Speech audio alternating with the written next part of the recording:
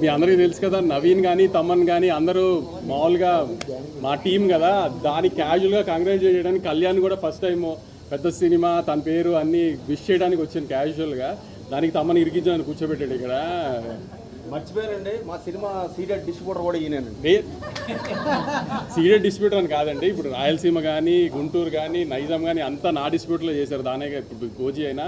So ఇప్పుడు cinema పెద్ద hit, వాళ్ళందరికీ డబ్బులు వస్తే మాకు డబ్బులు వచ్చిన అంత హ్యాపీగా డిస్ట్రిబ్యూటర్కి ఎప్పుడైనా డబ్బులు వస్తాయి.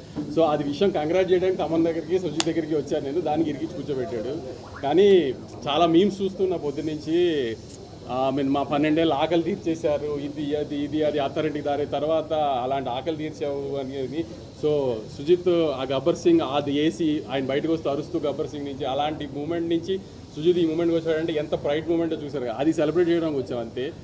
Very very happy. Interval block, interval తర్వాత 5th రీల్ మాత్రం థియేటర్లో ఏంబిఏ ఊగిపోయింది అసలు. యాక్చువల్లీ ఇంక సింగిల్ స్క్రీన్స్ ఎలా ఉంటుందో ఊహించలేదు. అందుకే శ్రీరాముడు కానీ సుదర్శన్ కానీ వెళ్ళాలి, ఇంకా వెళ్ళలేదు, అంత ధైర్యం చేయలేదు.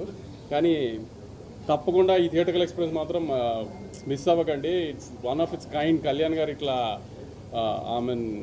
కళ్యాణ్ గారి మీద ఉన్న ప్రేమ అది కనబడుతుంది స్క్రీన్ మీద. సుజిత్కి, తమన్కి, నవీన్కి వీళ్ళందరికీ ఉన్నది. ఇంకేమన్నా సినిమాని మాత్రం థియేటర్ చూడటం మిస్ అవ్వకండి. అది